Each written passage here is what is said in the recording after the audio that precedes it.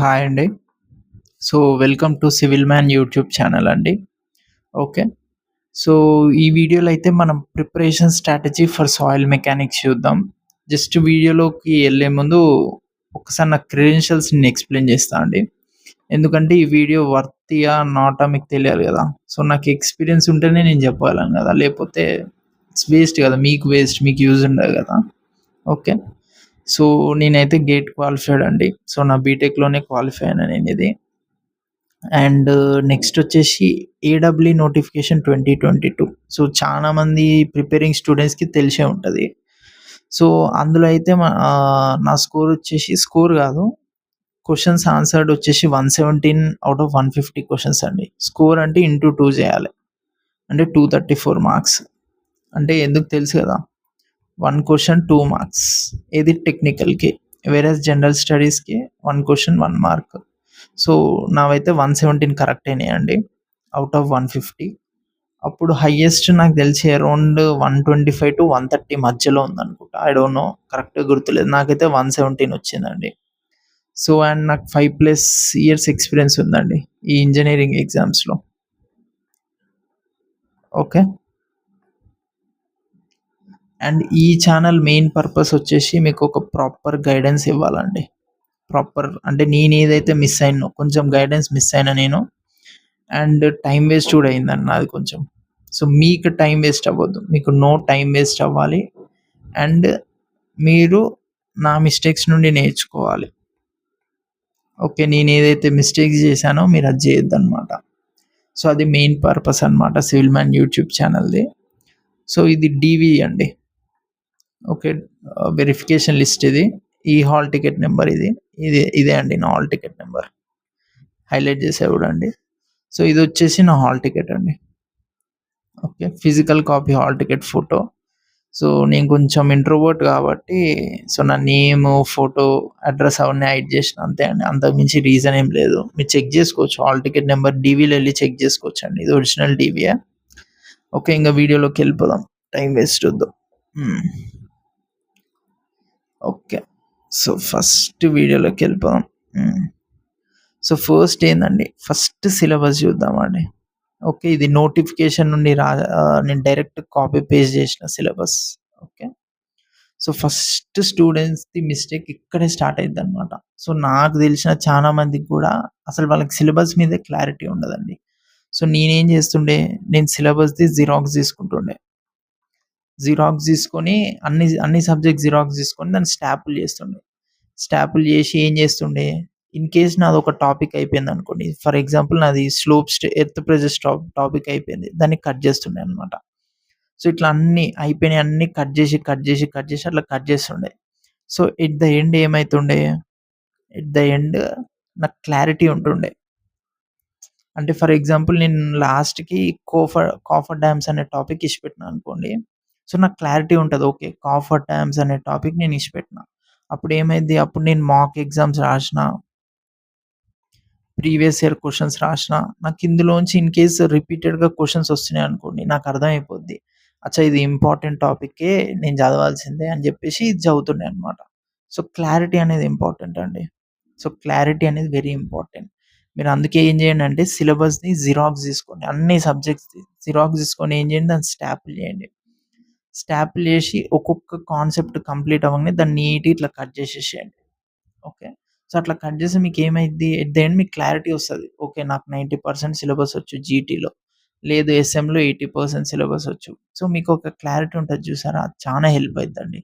ఎగ్జామ్‌కెళ్ళేటప్పుడు మీకు క్లారిటీయే కాపాడుతది. మీరు 80% సిలబస్ రాసి చదివి కూడా ఎగ్జామ్ క్రాక్ చేయొచ్చు. వేరోడు క్లారిటీ లేకుండా విత్ నో క్లారిటీ వాడు 90% సిలబస్ చదివిన వానికి రాదండి.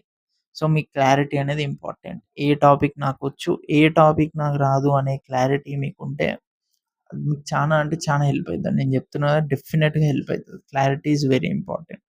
ఓకే. సిలబస్‌కైతే ఈ టెక్నిక్ వాడేసేయండి మీరు. ఓకే. సిలబస్ ఇంకొంచెం డీటెయిల్‌గా చెప్తా అండి. ఒక్కసారి ఇది రబ్ చేస్తా.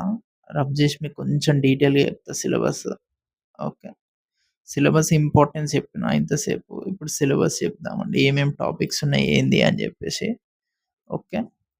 ఫస్ట్ ఏంటిది? ఫస్ట్ జియోటెక్నికల్ ఇంజినీరింగ్ అనేది 3 పార్ట్స్‌గా డివైడ్ అయిందండి. Soil mechanics, foundation engineering, engineering geology. Okay. So, soil మెకానిక్స్‌లో మీరేం చదువుతారండి ఎక్కువ? ప్రాపర్టీస్ ఆఫ్ సాయిల్ చదువుతారు. ప్రాపర్టీస్ ఆఫ్ సాయిల్ అంటే పర్మియబిలిటీ, క్యాపిలారిటీ, షియర్ స్ట్రెంత్ ఇవన్నీ చదువుతారనమాట. అంటే ఫిజికల్ ప్రాపర్టీస్ అనేవి చదువుతారు.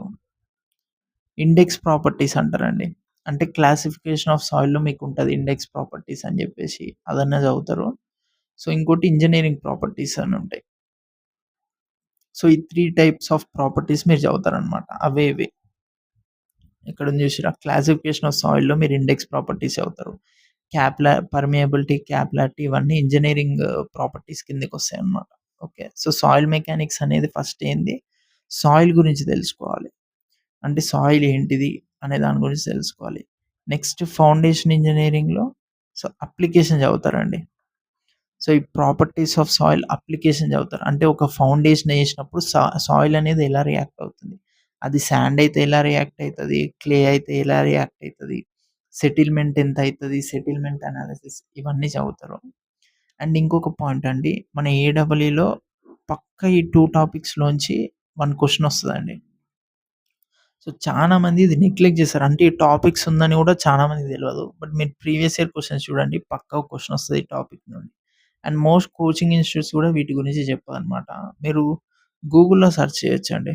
గూగుల్‌లో ఈ టాపిక్ సెర్చ్ చేస్తే నోట్స్ వస్తది. ఇంకోటి ఏం చేస్తుండే అండి నేను నోట్స్ మెయింటైన్ చేస్తుండే. ఈ టాపిక్‌కి స్పెసిఫిక్‌గా నాకు గుర్తుంది. ఎప్పుడైనా గాని నాకు క్వెషన్స్ వస్తాయి చూసారా? ఆ క్వెషన్స్ నేను అటెంప్ట్ చేయంగానే ఇక్కడ రాసేసుకుంటా నోట్స్. ఎందుకంటే క్వెషన్స్ కింద ఎక్స్‌ప్లనేషన్స్ సీదా పోయి నోట్స్‌లో రాసుకుంటా. అట్లా అట్లా నేను concept prepare చేసుకున్నాననమాట.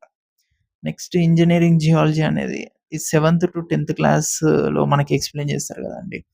So, different types of stones, metamorphic, sedimentary అవన్నీ ఉంటాయి కదా! సో, అదనమాట ఇది. అండ్ టనల్స్, డ్యామ్స్, రిజర్వాయర్స్ గురించి కూడా ఉంటది. సో, ఇది ప్యూర్‌లీ కాన్సెప్ట్ అండి. సో, ఫుల్లీ కాన్సెప్ట్ ఇది కూడా చదువుకోవాలండి. సో, 3 ఇంపార్టెంటే. ఇట్స్ నాట్ లైక్ ఒకటి చదివి ఒకటి వదిలేద్దామని ట్రై చేయకండి. సో, మూడిటికి 3 ఇంపార్టెంటే. ఓకే. సో, సిలబస్ అయితే క్లారిటీ వచ్చిందనుకుంటున్నా. ఒకసారి ప్రిపరేషన్ స్ట్రాటజీకెళ్ళిపోదాం ఇంగ ఫైనల్‌గా. Okay. So, colour yellow. And ఇంకోటి వెయిటేజ్ చెప్పడం మర్చిపోయానండి. 10-15 యాక్చువల్లీ 12-15 క్వెషన్స్ అండి పక్కా. So, very, very, very important subject ఇది. మీరు నెగ్లెక్టే చేయకూడదు. సో, చానా ఇంపార్టెంట్ పక్కా క్వెషన్స్ వస్తాయి. మీరు పక్కా చదువుకోవాలి. ఓకే. సో, ఫస్ట్ జీటీని 3 పార్ట్స్ ఉంది. Soil mechanics, foundational engineering, geology. Okay. So, first soil mechanics already నేను చెప్పిన ప్రాపర్టీస్ ఉంటదండి సాయిల్ గురించి. అండ్ ఇది ఎక్కువ కాన్సెప్ట్ ఓరియెంటెడ్ అండి. ఓకే. సాయిల్ మెకానిక్స్‌లో మీకెక్కువ కాన్సెప్ట్ ఓరియెంటెడ్ క్వెషన్స్ అడుగుతాడు. అంటే permeability, capillarity or direct formula questions అడుగుతాడు. అంత కాంప్లెక్స్ క్వెషన్స్ ఏమి అడగడు. బట్ వేరాజ్ ఫౌండేషనల్ ఇంజినీరింగ్‌లో ఎక్కువ ప్రాబ్లమ్ ఓరియెంటెడ్ ఉంటదండి. ప్రాబ్లమ్ ఓరియెంటెడ్ కొంచెం కాంప్లెక్స్ ప్రాబ్లమ్స్ ఇస్తాడు. ఓకే. బట్ వేరేస్ జియాలజీలో అయితే ఫుల్ కాన్సెప్ట్. మీకిందులో ప్రాబ్లమ్ అనే స్కోపే లేదనమాట. జియాలజీలో కంప్లీట్‌గా కాన్సెప్టే ఇచ్చేస్తాడనమాట. ఓకే. సో, సాయిల్ మెకానిక్స్‌లో మీకు కాన్సెప్ట్ ఓరియెంటెడ్ వస్తది. Foundational engineering problem oriented, geology full concept. Okay. And ఇంకో పాయింట్ అండి. ఇది ఏడబ్ల్యూకే కాదు. గేట్, ఐఏఎస్‌కి కూడా ఇంపార్టెంటే. సో, చానా అంటే చానా ఇంపార్టెంట్ సబ్జెక్ట్. మీరు డీటెయిల్‌గా చదువుకోండి. మీకు డెఫినెట్ అంటే డెఫినెట్‌గా హెల్ప్ అయితది. ఓకే. సో, ఇది ఇన్‌కేస్ మీరు నోట్స్‌లో రాసుకుంటారో అది మీ ఇష్టం అండి. ఓకే. సో, రబ్ చేస్తున్నా. ఓకే. జస్ట్ కొన్ని ఇంపార్టెంట్ పాయింట్స్ చెప్తాను నేను సబ్జెక్ట్ గురించి. Okay. So, first maintain short notes అండి. ఎందుకో చెప్తా షార్ట్ నోట్స్ అనేది. ఎందుకంటే ఫర్ వాల్యూస్ అంటే ఇందులో కొన్ని వాల్యూస్ ఉంటాయండి. ఫ్రిక్షన్ ఫ్యాక్టర్, పర్మియబిలిటీ అట్లా డిఫరెంట్ డిఫరెంట్ వాల్యూస్ ఉంటాయి. ఆ వాల్యూస్ కోసం. ఇంకోటి ఇందులో టేబుల్స్ కూడా ఉంటదండి. స్వెల్లింగ్ ఇండెక్స్ అని డిఫరెంట్ డిఫరెంట్ టేబుల్స్ ఉంటాయి. ఆ టేబుల్స్ కూడా అందులో రాసుకుంటుండే నేను. కావాలంటే మీకు షేర్ చేస్తా అండి. యూట్యూబ్‌లో ఎప్పుడైనా వీడియో పెట్టి షేర్ చేస్తా. సబ్స్క్రైబ్ అయితే చేసి పెట్టుకోండి. మీకు యూజ్‌ఫుల్ అయితది. అండ్ ఇంకెందుకు మల్టిపుల్ రివిజన్ చేయాలి. ఎందుకంటే ఇది లెంతీ సబ్జెక్ట్ అండి. కొంచెం పెద్ద సబ్జెక్ట్ ఇది. మీరు ప్రతిసారి నోట్స్ మొత్తం రివైజ్ చేయాలంటే చానా, చానా టైం పడతదండి. అదే మీరు షార్ట్ నోట్స్ అనుకోండి. ఒక క్విక్ సైప్ ఏసిర్రనుకోండి. మీ మైండ్‌లో ఆ నర్వ్స్ అనేది కనెక్షన్స్ స్ట్రాంగ్ అయిపోతాయి. ఒకసారి మీరు సబ్జెక్ట్ చదివినంక మీ మీ నర్వ్స్‌లో అనేది ఇన్ఫర్మేషన్ స్టోర్ అయిద్ది గదా! దాన్ని స్ట్రెంథెన్ చేయాలంటే మల్టిపుల్ రివిజన్స్ చేయాలన్నమాట. అది షార్ట్ నోట్స్ ఉంటే మీకు ఈజీ అయితది. పెద్ద నోట్స్ ఉంటే మీరు చదవాలంటే అంటే చానా టైం పడతదండి. ఓకే. సో, జియాలజీకి సంబంధించిందయితే షార్ట్ నోట్స్ మెయింటైన్ చేయండి. ఎందుకు వాల్యూస్ రాసుకోండి, టేబుల్స్ రాసుకోండి, మల్టిపుల్ రివిజన్స్ చేయండి. Give marks. సో, చానా ఉన్నాయండి. ఏది మార్క్స్‌కి మీరు టెక్స్ట్ బుక్ గాని, ఫిజిక్స్ వాళ్ళలోనే ఇంజినీరింగ్ వాళ్ళని ఉంటది. అందులో గూడా మీరు ఇచ్చేయొచ్చు. సో, అడ్డాలో గూడా ఉంటది. ఓకే. మార్క్స్ ఇచ్చేసేయండి. ఈ మార్క్స్‌లో ఎక్కువ ప్రీవియస్ ఇయర్ క్వెషన్స్ మీద ఫోకస్ చేయండి. సో, ఎస్ఎస్‌సి, జేఈఈ గాని, ఏఈఈ గాని ఇంకోటి గేట్‌లో కొన్ని క్వెషన్స్ అండి. మరీ టఫ్ క్వెషన్స్ కాకుండా ఒక రీజనబుల్‌గా కొంచెం కాన్సెప్ట్ ఓరియెంటెడ్ క్వెషన్స్ ఉంటాయి. సో, గేట్ నుండి గూడా చదువుకోవచ్చు. ఎందుకంటే ఫస్ట్ ఏడబ్ల్యూ ఒకటి లీక్ అయిందండి. సో, చాలా మందికి గుర్తే ఉంటది. అది ఐఐటీ హైదరాబాద్ ప్రిపేర్ చేశారు. ఓకే. సో, గేట్‌లో నుంచి గూడా కాన్సెప్ట్ ఓరియెంటెడ్ వచ్చే ఉంటది. అది నేర్చుకోండి. ఓకే. సో, జీటీకి సంబంధించిందయితే ఇదైతే మోస్ట్ ఇంపార్టెంట్ పాయింట్స్ అండి. సో, నాకు తెలిసినంత వరకైతే. సో, నాకైతే జీటీ ఆల్‌మోస్ట్ ఇప్పుడు 15 మార్క్స్ అనుకోండి. పక్కా నేను 13 మార్క్స్ కొట్టేటోడిని జీటీలో. ఎందుకంటే ఇది ఇంపార్టెంట్ సబ్జెక్ట్ కాబట్టి నేను ఎక్కువ ఫోకస్ పెట్టేటోడిని. ఏ ఎగ్జామ్ రాసినా నాకు జీటీలో 15కి 13 ఆర్ 13+ నేను తెచ్చుకుంటా అండి. ఇది ఈజీ అని నాకు కొంచెం ఇంట్రెస్ట్ ఉన్న సబ్జెక్ట్ కూడా.